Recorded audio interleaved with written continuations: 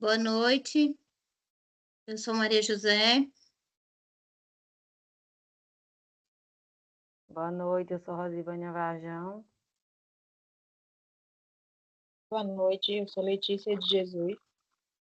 Estamos aqui para apresentar o Seminário Interdisciplinar 2, do componente curricular Seminário Temático Interdisciplinar 2, com o tema Diversidade Religiosa e da Faixa Geracionais. A diversidade religiosa e a faixa geracional caracteriza-se pela existência de diversos grupos religiosos diferenciados coexistindo no mesmo espaço social, onde a tolerância é a base principal do respeito à liberdade humana, permitindo a sociedade aberta à convivência dessas diferenças. Passo a palavra para a colega Rosivânia. Pode passar o slide, por favor, Letícia. Diversidade religiosa. Pode passar, por favor. O Brasil, assim como outros países, é rico em diversidades de todos os tipos.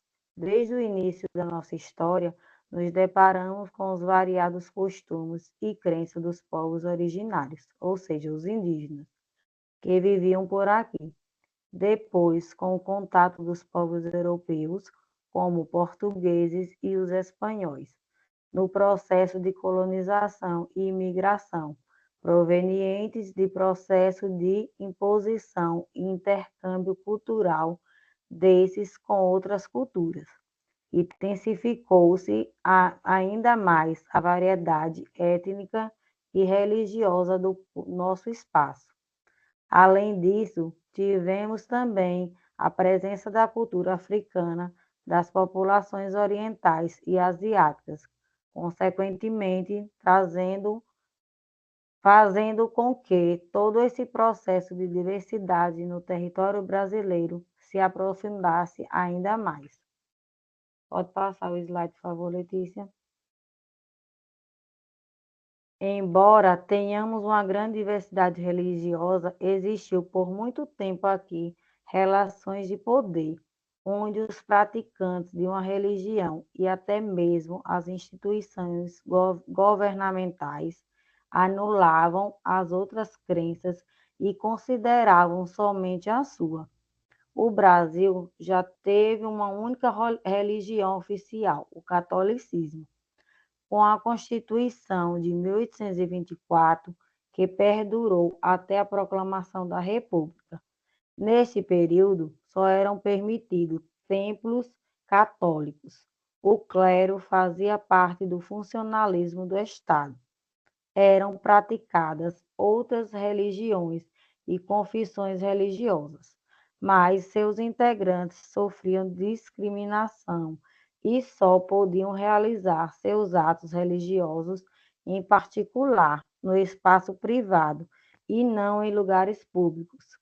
Isso só foi mudar com a instauração da República no final do século XIX, quando outra Constituição foi proposta e entre uma de suas pautas estava a de que o Brasil se tornaria um Estado laico, ou seja, deveria respeitar, proteger e tratar de forma igual todas as religiões.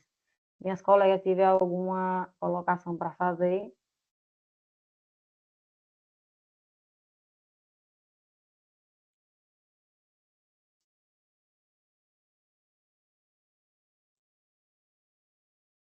Então, inicialmente, né, com a chegada dos portugueses aqui no Brasil, a religião, eles trouxeram consigo a religião, o catolicismo, que era a religião oficial do Império, e que não eram permitido uma outra manifestação religiosa, que isso só veio mudar a partir da Constituição de 1891, quando o Brasil deixa de ser um país oficialmente católico e passa a ser um Estado laico, dando liberdade aí aos cidadãos a exercerem as suas suas religiões, independente de que origem fosse.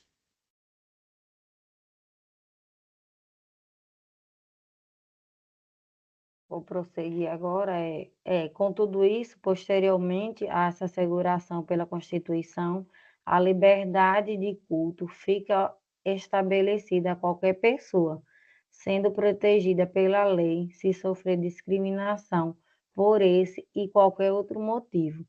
Assim, a pessoa tem o direito de querer ou não acreditar em uma religião, preservando seus traços culturais e suas características.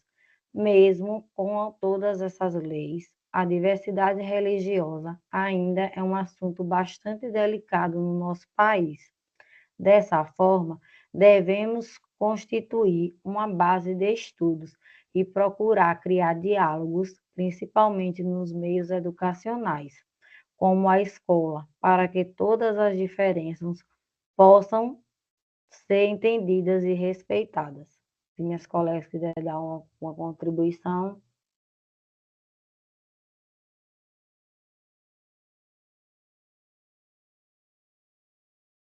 Então, mesmo com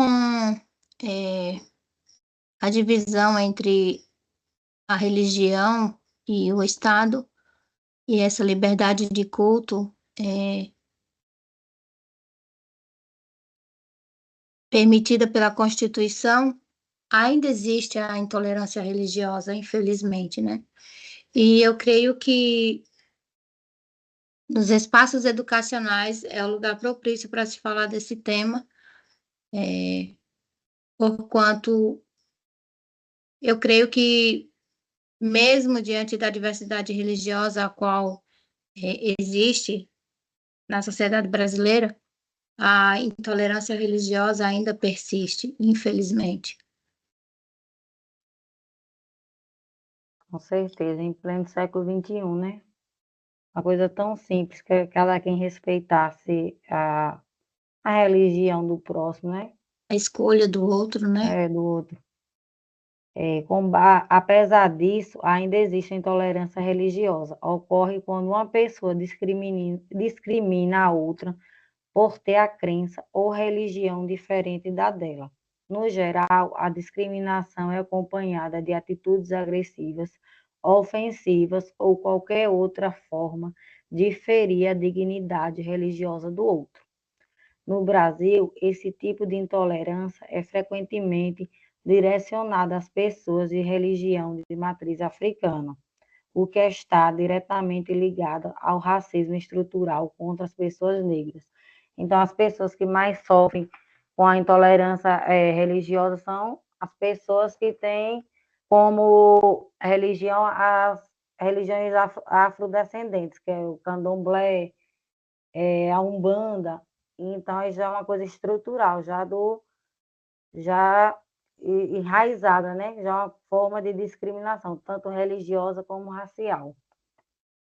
Desse modo, as leis que combatem a intolerância religiosa são partes de um processo, porém o problema é cultural, necessitando uma conscientização por parte dos indivíduos. Isso não quer dizer que as leis não são necessárias, de modo que tal problema precisa passar por um fluxo de educação, ou seja, a escola, como espaço inclusivo, precisa trabalhar a igualdade com o objetivo de que essa questão seja discutida e trabalhada na consciência do entendimento, de forma que as mudanças não deem em torno da lei, e sim da mentalidade do indivíduo. Porém, é necessário, em conjunto com as leis, também políticas educacionais, para que haja uma mudança cultural que afete a sociedade como um todo. Então, tem que ter um conjunto de leis e políticas públicas. E para as pessoas se conscientizar, né? Que tem que vir da mentalidade do indivíduo, e não só em forma de lei. Se alguém quiser falar mais alguma coisa, senão pode passar por vídeo. Ou para o próximo slide, por favor, Letícia.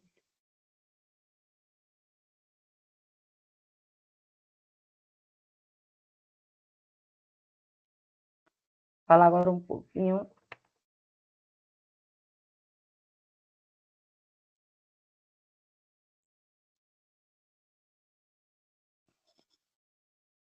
Pode passar o vídeo.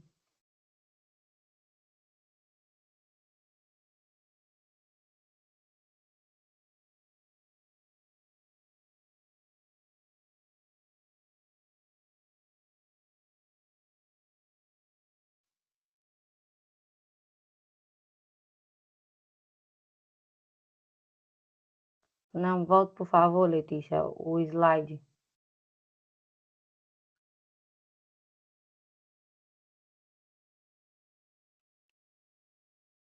Para qual? Pode voltar lá, depois do que eu falei, o próximo.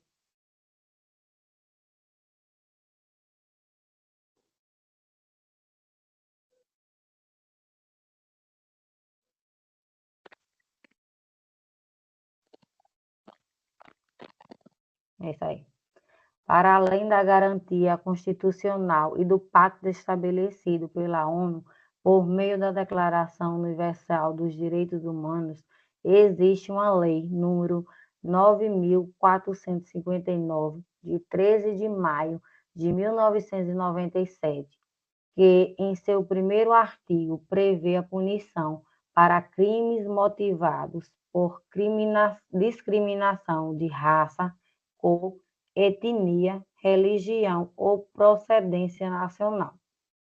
Quem praticar, induzir ou incitar discriminação por conta de motivos citados pode ser punido com 1 a 3 anos de reclusão e aplicação de multa. Apesar da clara ofensiva de punição garantida pela Lei 9.459/97, não há uma lei específica para tratar somente dos casos de intolerância religiosa. Pode passar, por favor.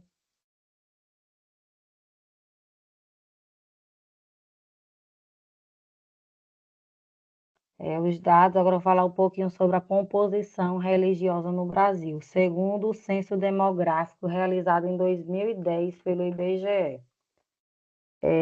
Aponta que no Brasil 64,6% dos brasileiros declaram-se católicos, 22,2% declaram-se evangélicos, 8% se declaram irreligiosos, ateus, ou seja, não tem nenhuma religião, 2% declaram-se espíritas, 0,7% declaram-se testemunhas de Jeová, 0,3% declaram-se seguidores afro-brasileiros, como o candomblé e a umbanda, e 1,6% declaram-se seguidores de outras religiões. Pode passar, por favor, Letícia, o slide.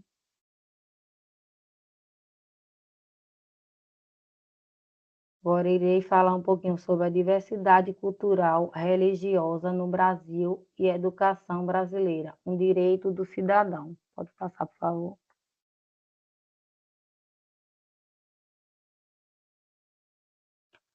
A diversidade religiosa manifesta-se no contexto escolar, na multiplicidade de comportamentos, atitudes, valores, símbolos, significados, linguagens, roupas e sinais sagrados, bem como nos referenciais éticos e morais utilizados pelos sujeitos para realizarem suas escolhas em relação ao outro, ao mundo e à vida.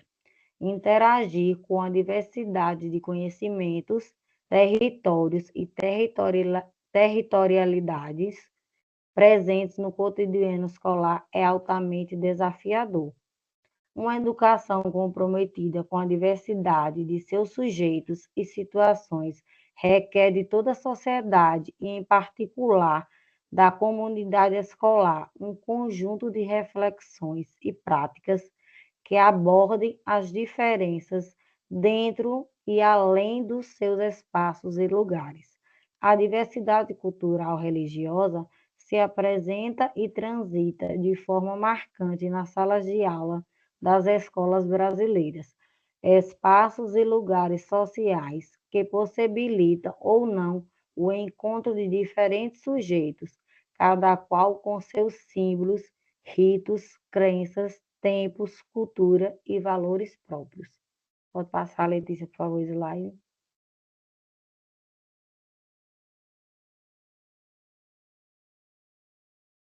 Em face ao complexo processo histórico de formação ético-cultural do povo brasileiro, os diferentes valores dos educandos e educadores muitas vezes aparecem como um fato conflituoso no contexto escolar, por práticas e relações permeadas por tentativas de invisibilização, silenciamento e preconceitos relacionados às diferentes identidades e valores de caráter religioso, que integram a composição dos valores sociais de diferentes grupos e comunidades. Ao mesmo tempo, essa diversidade religiosa, historicamente constituída por interações, imposições e hibridismo, constitui uma riqueza ímpar nas diversas culturas presentes em nosso país. Exige atenção e esforços conjuntos no sentido de erradicar conflitos e relações de poder geradas por grupos hegemônicos que buscam produzir identidades e diferenças na intenção de manter privilégios por meio de processos de normalização do outro e anulação das diferenças. Pensar a diversidade em sua multiplicidade de textos e contextos, presença das singularidades na pluralidade, buscando romper uma perspectiva histórica e monocultural da educação, é pauta intransferível para todo e qualquer processo educacional. Agora a gente vai ver um vídeo que vai ilustrar mais sobre essa temática. Vou passar o vídeo, por favor, Letícia.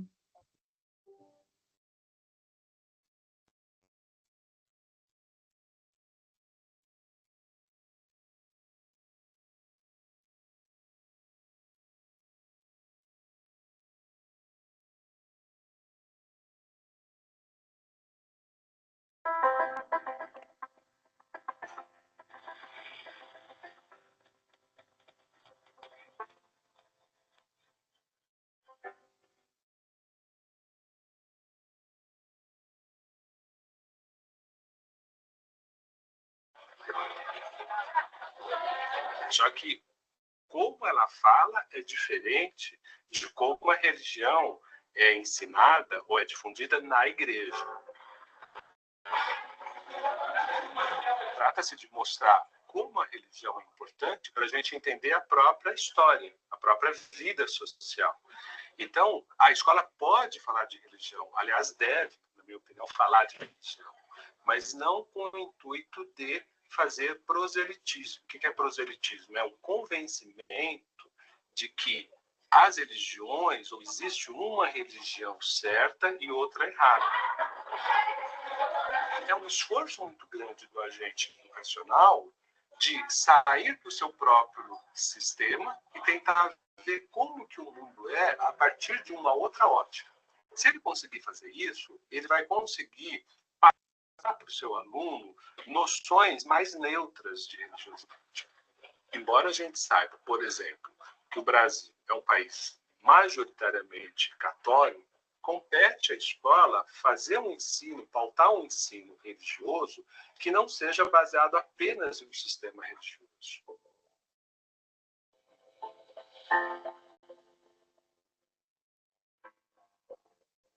Essa diversidade é um fato da nossa cultura, né? Então, como que a gente poderia pensar isso em sala de aula? Seria um bom começo se, principalmente, as religiões que existem no Brasil pudessem ser apresentadas a esses alunos. A gente não pode fugir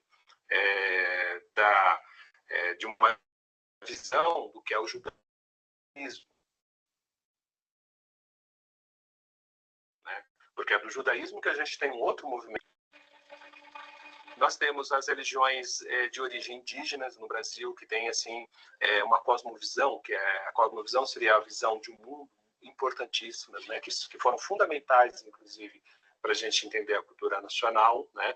Muito que a gente conhece hoje como mito ou folclore vem dessas religiosidades indígenas.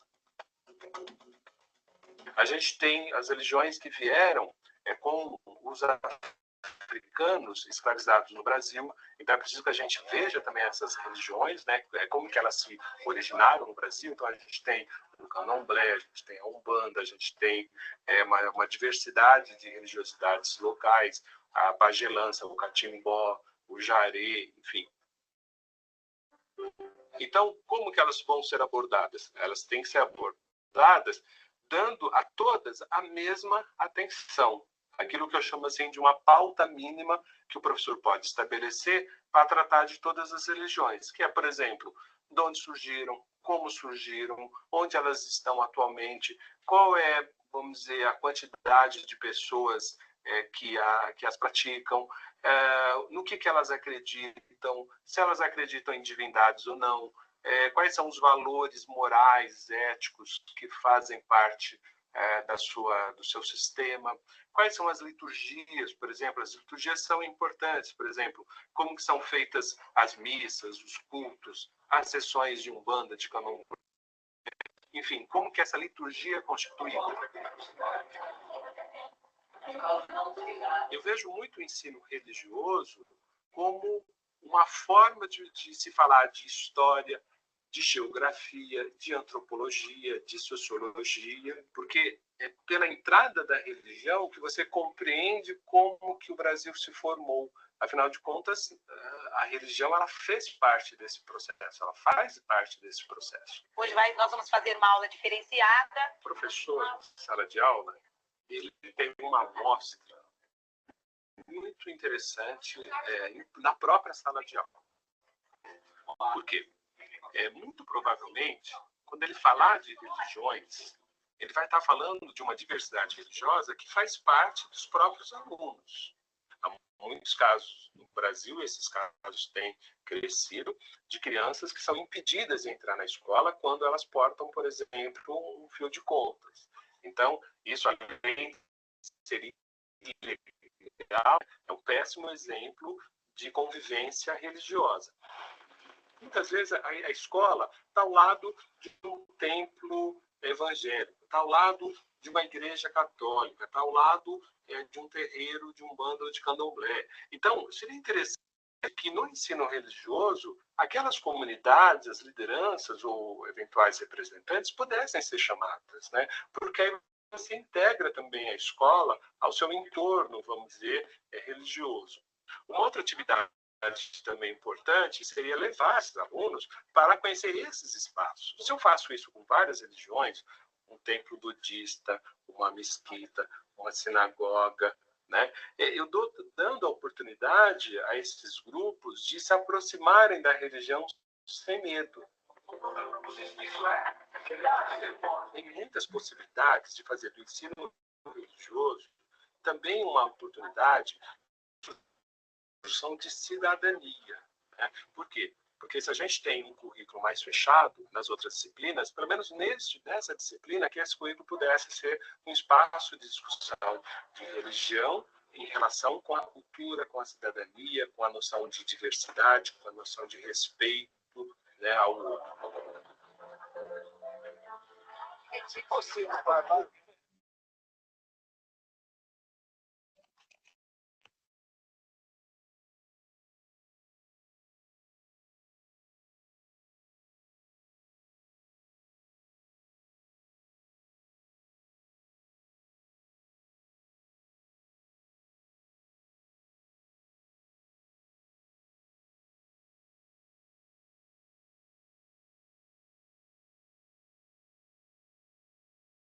Rosivânia? Oi. Pode falar, Maria José. Certo. Então, o que o professor coloca é a questão do trabalho com o ensino religioso nas escolas. o que acontece muitas das vezes é que essa disciplina, muitos dos professores utilizam como meio de proselitismo, o que não é para acontecer. Na verdade, a perspectiva que se deve tomar com relação ao ensino ao ensino religioso no contexto escolar é a questão do respeito a essa diversidade religiosa, de conhecer as diferentes religiões, né? E não focar na questão do proselitismo. Pensar dessa perspectiva e ver o contexto educacional como um espaço propício para o desenvolvimento da consciência, do respeito, da tolerância, do combate à intolerância religiosa ainda existente nas sociedades, a gente fala não apenas da, da situação com relação a essa intolerância no contexto da sociedade brasileira, mas como em âmbito nacional, internacional, porque a gente sabe que essa questão, essa problemática não é intrínseca apenas à sociedade brasileira, mas a todas as sociedades. A questão de tolerar a, a escolha do outro, né? E também pensar que a religião, ela também faz parte da formação cultural de toda e qualquer sociedade.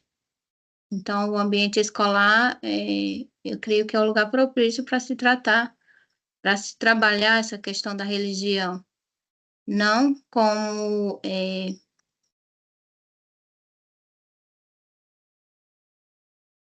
algo tendencioso, né? Os professores precisam, é necessária uma formação para os professores voltado para essa perspectiva, porque, de fato, é um tema bastante polêmico se trabalhado, se não for trabalhado de forma, vamos dizer assim, neutra. Eu entendo dessa forma. Com certeza, Maria José. Dando continuidade à fala do meu colega, a escola é um espaço de inclusão, né? E é importante que haja essa integração entre a escola e as religiões, como diz Maria José, com uma certa imparcialidade, né? Você não tem que dar o coisa para o aluno seguir tal religião, não. Você tem que ter o contato com todas as religiões e mostrar que cada religião tem suas características e todas as religiões devem ser respeitadas com suas diferenças. Não é preciso você seguir aquela religião, você respeitar a opção de cada um. Letícia, quer falar alguma coisa? Acrescentando, né, a fala de vocês, conhecimento é poder. E é através do conhecimento que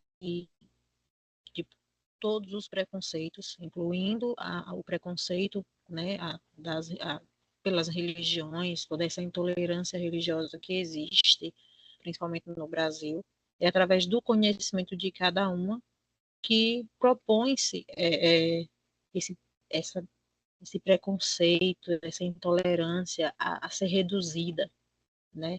Eu não sei se um dia ela vai chegar a não existir mais, mas ao menos que exista o respeito por cada cristão, católico, até mesmo os ateus, né? Porque até mesmo eles também têm o direito de não crer em religião alguma ou seguir religião independente.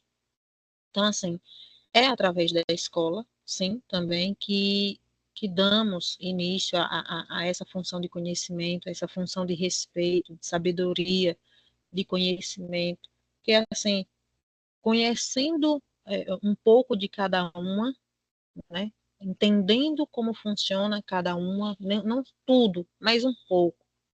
A gente tem um pouco de noção de como funciona, de como é a crença de cada uma. Então, assim, sabedoria e conhecimento é tudo. Serve em tudo e para todos.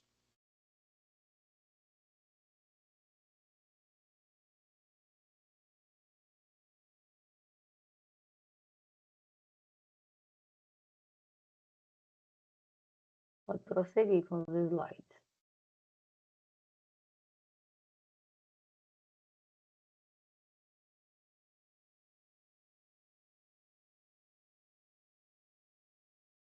Não passou, não. Ah, tá.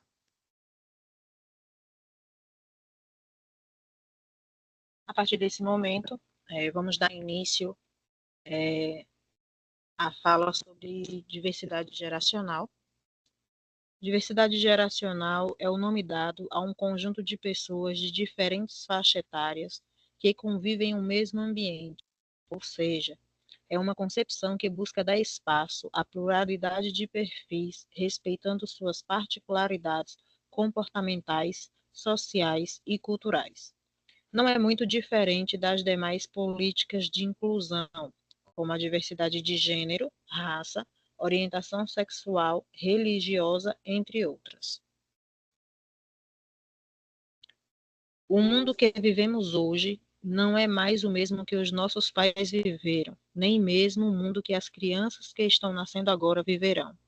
Mas nesse momento presente, todos convivem juntos, e com isso, infinitas oportunidades de trocas, empatia e aprendizados surgem.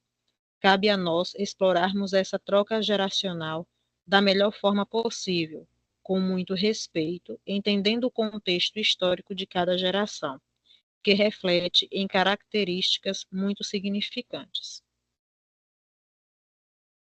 O que são as gerações Baby Boomers, X, Y ou Millennials, Z e Alpha?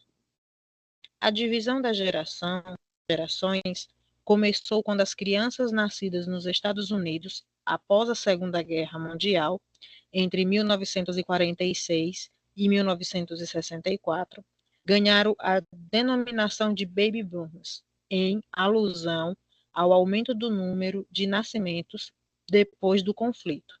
As demais denominações vieram na sequência.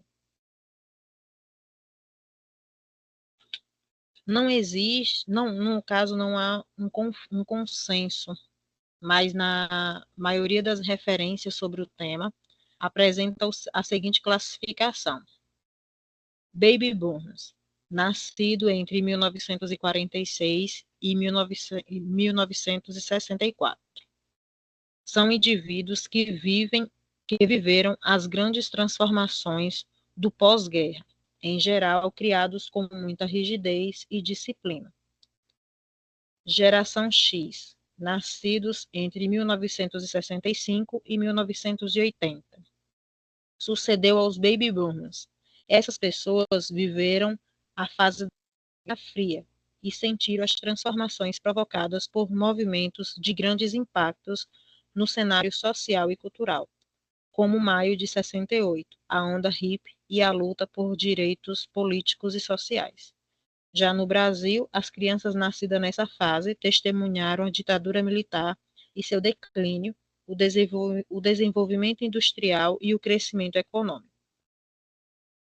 A geração Y, ou Millennials, nascidos entre 1981 e 1996, presenciou a chegada do novo milênio, ainda criança ou bem jovem, considerada criativa e alinhada às causas sociais, não tem como prioridade o trabalho intenso, a formação de uma família e a busca por estabilidade na carreira, ao contrário das gerações anteriores.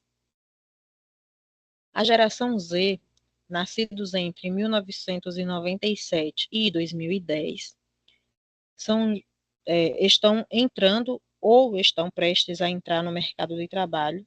Eles são nativos digitais, ou seja, convivem com o universo da internet, mídias sociais e recursos tecnológicos desde o nascimento. A geração alfa, que são os nascidos a partir de 2010, a exposição da tecnologia e a tela é ainda mais forte nessa geração. Essas crianças e jovens têm como características a flexibilidade e a autonomia, há um potencial maior para inovar e buscar soluções para problemas de forma colaborativa.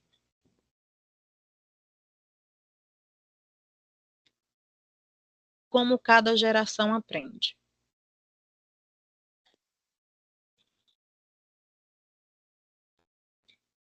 Os baby boomers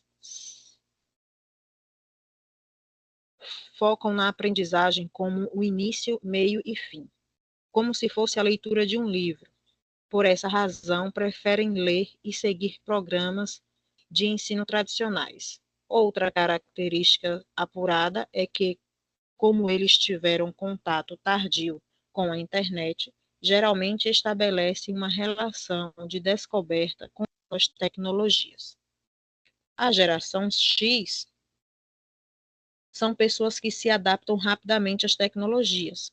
Os integrantes da geração X usam recursos tecnológicos, mas prezam o consumo de informações de forma híbrida, tanto online quanto offline. Ainda valorizam a flexibilidade e a aprendizagem colaborativa e compartilha conteúdos e envolvimento de outras pessoas por meio de comentários. A geração Y ou millennials estão acostumados com grandes fluxos de informações, consumidas com facilidade e rapidez. São pessoas que gostam de aprender informalmente e possuem um raciocínio linear. Elas valorizam treinamentos e gostam de programas de capacitação. Como muitas pessoas dessa geração já cresceram jogando videogame, a utilização de games e estratégias são formas de aprendizagem que dão certo com elas. A geração Z, elas aprendem de diferentes e várias maneiras, são multifocais e convergem em diferentes plataformas. Uma diferença dessa geração para as anteriores é que ela apresenta um raciocínio não linear, ou seja, todas as estruturas que não apresentam um único sentido. Quando querem uma informação, buscam conteúdo por si mesmo na internet e dão preferência a vídeos. A geração alfa é a nossa última geração. É a geração que estará na educação básica, que está ou estará na educação básica agora e nos próximos anos. São pessoas que consomem informações em diversos canais, como vídeos, realidade virtual, jogos e etc. Ponto importante para quem for traçar estratégias de aprendizado para essa geração é que eles consideram cansativas as atividades de aprendizados mais tradicionais, como a leitura de textos, e têm dificuldades de concentração. Em relação a essa geração alfa, que é a geração, né, atual, pós 2010, são as gerações que consomem internet, a geração que consomem tecnologias. Então, a tecnologia é bom, faz bem, mas também tem o seu atraso, né? Como a gente vimos aqui, a maioria dessa geração alfa não gostam de ensinos tradicionais, né? Como a leitura, e tem dificuldades de concentração, então eles não conseguem focar em alguma coisa, em um ensino tradicional, né? Que é como o professor atualmente hoje na lousa lá fazendo a sua aula e tudo, explicando o seu assunto ou aplicando ali um texto, explicando o que significa aquele texto, o aluno ele não tem aquela focalidade, aquela concentração para interpretar aquele texto que foi dado, né, aquele assunto que foi dado. Então, assim, tem as suas variações boas e também tem as suas variações ruins. Alguma quer contribuir com essa parte?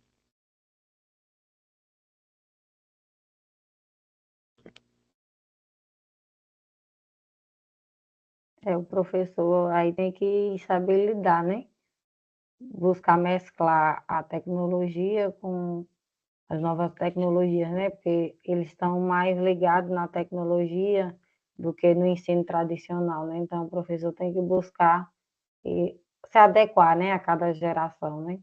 Porque a tendência é as gerações ser mais ligadas à internet ainda mais, né?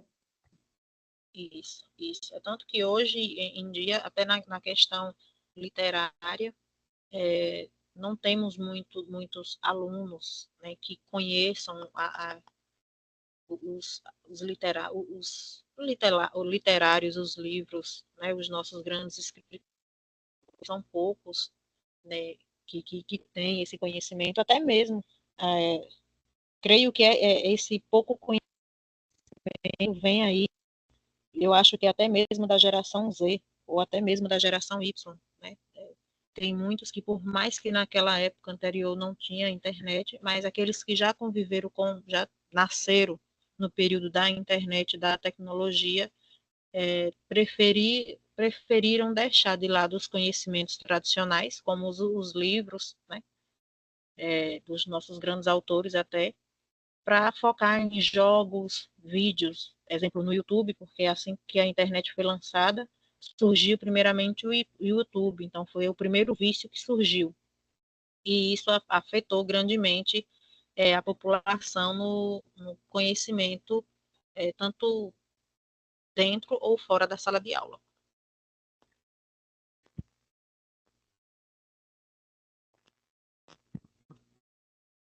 Alguém mais quer contribuir? Eu posso passar para o próximo slide.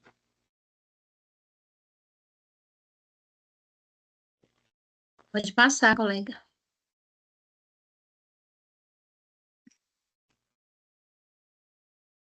Falando um pouco sobre a geração Y e a relação com a religião. É uma geração que vive em um mundo cada vez mais virtual e manifestam as suas religiosidades de maneiras diferentes.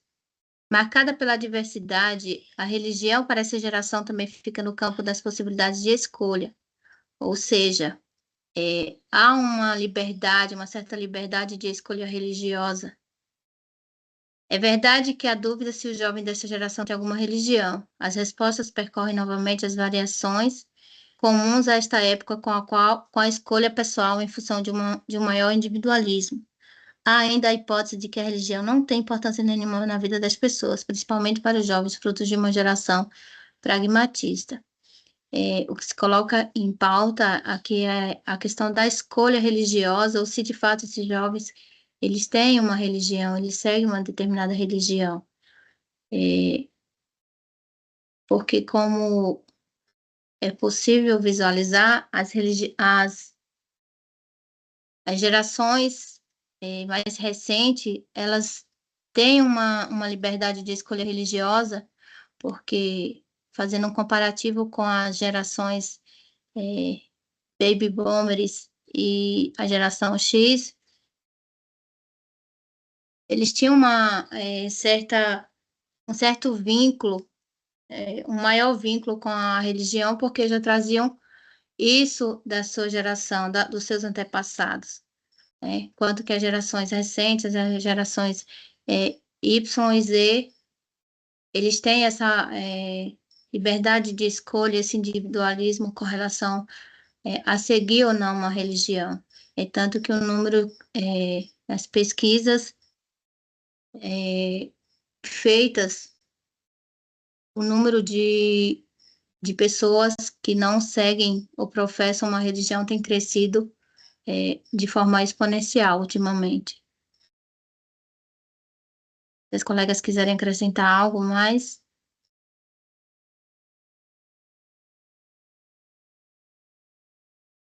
Pode passar, Letícia. O slide no final a gente dá mais alguma colaboração.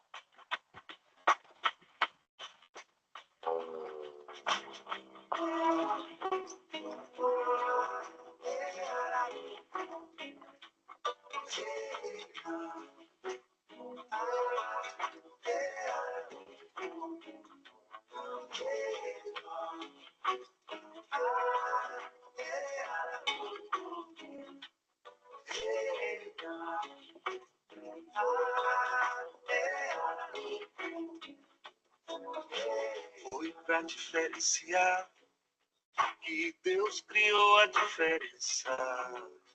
Irá nos aproximar, intuir o que Ele pensa. Se cada ser é só um, cada um com sua crença. Tudo é raro, nada é comum. Diversidade é a sentença. Que seria do adeus sem o retorno? Que seria do nu sem o ator? Que seria do sim sem o talvez e o não? Que seria de mim sem a compreensão?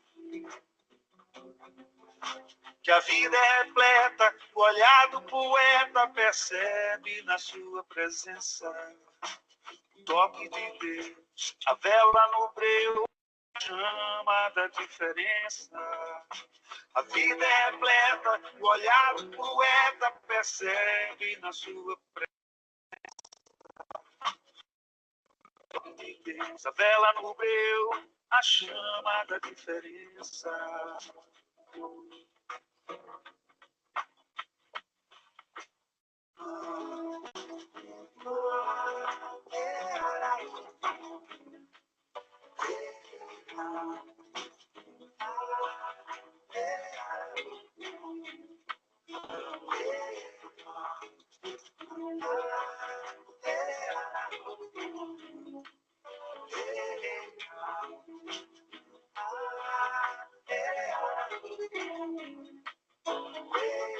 A humanidade caminha atropelando os sinais. A história vai repetindo os erros que o homem traz. O mundo segue girando, carente de amor e paz. Se cada cabeça é um mundo, cada um é muito mais. O que seria do caos sem a paz? O que seria da dor sem o que lhe apraz? O que seria do não sem o talvez, o sim? O que seria de mim? O que seria de nós? A vida é repleta, o olhar do poeta percebe na sua presença o toque de Deus, a vela no breu, a chama da diferença. A vida é repleta, o olhar do poeta percebe na sua presença o toque de Deus, a vela no breu, a chama da diferença.